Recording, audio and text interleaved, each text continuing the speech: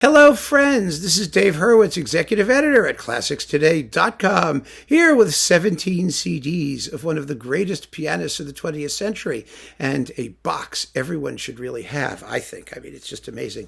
Clara Haskil, the edition, which was finally made possible, edition-wise, when Universal acquired the Westminster catalog, because she did some recordings for them too.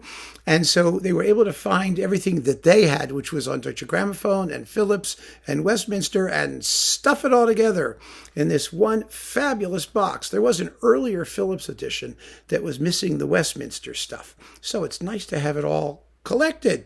And it's still available. I checked. And boy, is this important. Now, who was Clara Haskil? That's Clara Haskil. Clara Haskil was a Romanian Jewish lady who had a very, very sad life. She was born with scoliosis, and she had to spend 4 years in a plaster cast trying to straighten out her back. It was never, it doesn't get cured.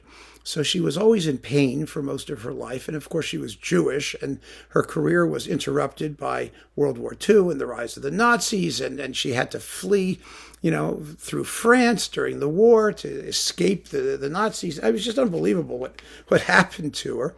And she never had, as a result of this, her illnesses and her, the war and the other situations, much of a career.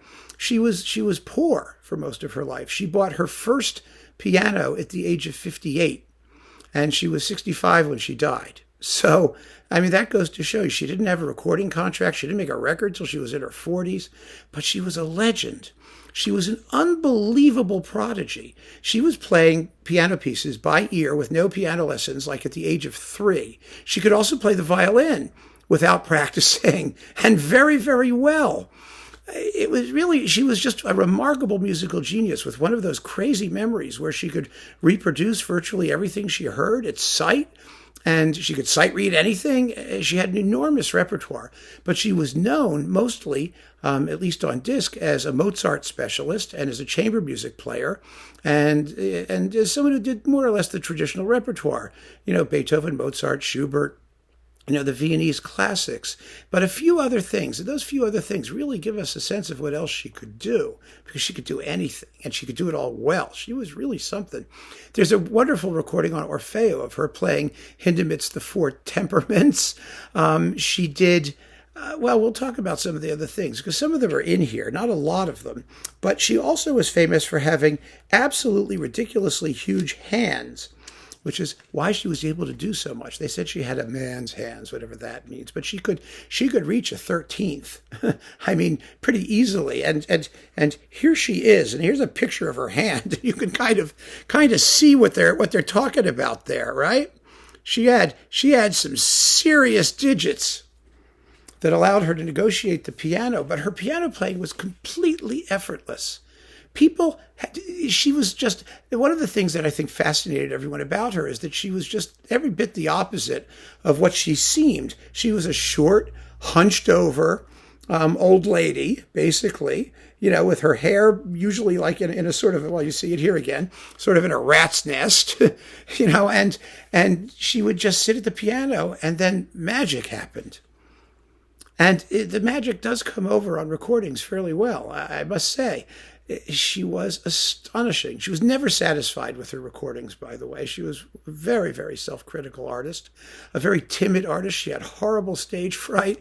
Anything that could happen to her, she had nothing but bad luck in her life until the very end of it. But then the way she died was bad luck. She fell down a flight of stairs at a Brussels train station the day before, right after she'd given a recital with Arthur Grumio, her favorite partner. She loved her recordings with Grumio, I might add.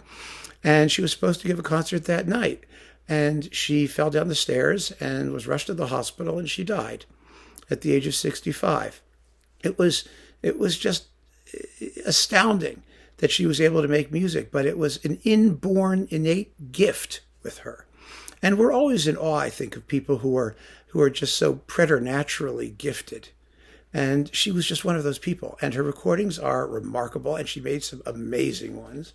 So I'm going to tell you what's in the box, and then suggest that if you don't have your Clara Haskil box, you really should. There are also quite a few other recordings that came from, the German radio archives, broadcast things, and other stuff. So she's fairly well represented on disc, considering how late we know of her. I mean, really an unbelievable story. Truly unbelievable. Anyway, here we go. We've got one of the classic recordings of all time, Mozart's 20th and 24th Piano Concerti with the L'Amoureux Orchestra under Igor Markevich. Serious business, right? Amazing performances. Then there's Mozart's Concerto number 19 with Ferenc Fricsay and the Berlin Philharmonic. Also not too shabby, right? And it's amazing that she got to do these things. We're so lucky that they were set down for posterity, because otherwise, we wouldn't know what a flaming genius she was. And the 23rd Piano Concerto with the Wiener Symphoniker under Paul Zacher. I mean, she worked with the best artists. Everybody was in awe of her because of just who she was and her intensity, and the way she overcame all of her physical infirmities and the difficulties of her life. I mean, everybody. She studied with the same piano teacher in Vienna as George Sell and Rudolf Serkin. I mean, she was up there with the best. But I mean, she was a Jewish lady with serious physical problems, and okay. Then we've got another Mozart 20th Piano Concerto with the RAIS and Fricsay, because, like I said, she was never happy with the way she did it. But I mean, for us, it's not for us, almost not for us to judge. We just compare. You're comparing different levels of excellence, and really, it's that's what we're talking about. And number 27 with Fricsay and the Bavarian State Orchestra, and Piano Concerto number 13 in the version with strings. It has optional woodwind parts with Rudolf Baumgartner and the Festival Strings of Lucerne. And another number 20, the third one, with the Musikkollegium Winterthur under Henry Svoboda. This is sort of the slowest of them, the most magisterial, I think. Let me just take a look here. I think it was. I was just listening to it the other day. But, they kind of get jumbled in your brain sometimes, at least in my jumbly brain. Yes, yeah, okay. It's a little bit slower than the others, but still eminently worth listening to. Then we have really something that really is, it's a surprise given what she did and who she was. Nights in the Gardens of Spain with Markevich and L'Amoureux. It's one of the classic recordings of Nights in the Gardens of Spain. It's phenomenal. And, anyone who has played it or knows someone who's played it understands Nights in the Gardens of Spain is very difficult. It's really a virtuoso piece, but it doesn't sound like one. And that was sort of the thing that she was superb at, making difficult music sound easy, just losing herself in the music and letting it kind of flow out of her. And that's what happens in this performance. And you've got Markevich and L'Amoureux. Boy, oh boy, is that a super combination.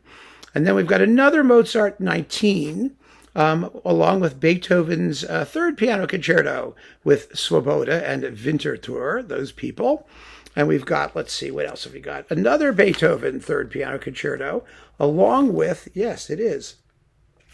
Yeah, two of them, along with the Chopin second piano concerto with Markevich and L'Amoureux.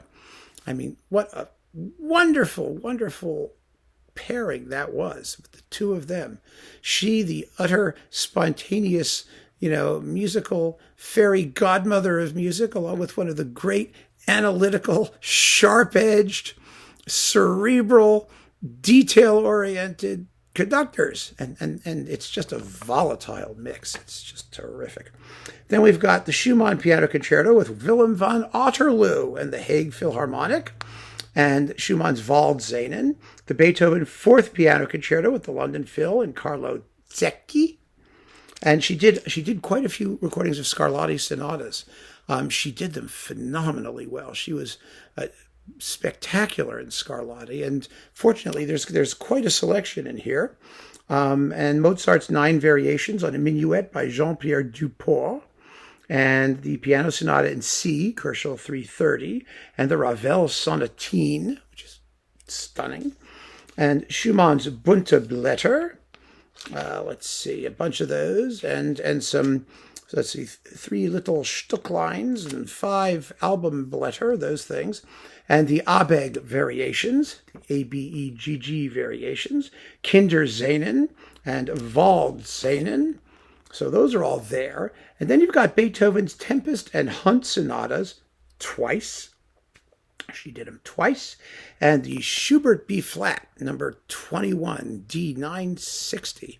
Now, I was just listening to this. I've been doing sort of a Schubert D960 marathon thing for some reason. And every so often I come back to that sonata. It just sort of has its hooks in me. You know what I mean? And the one I kind of listened to as my reference because it was convenient, not because I think it's the best musically, but it's one of them for sure. But it was just, it fit on my phone and I can listen to it in the car and all that stuff, is the Pollini. You know, that disc with the 3 late Schubert sonatas and the 3 Klavierstücke. It's a wonderful disc, a 2 CD set, and a great way to get your late Schubert.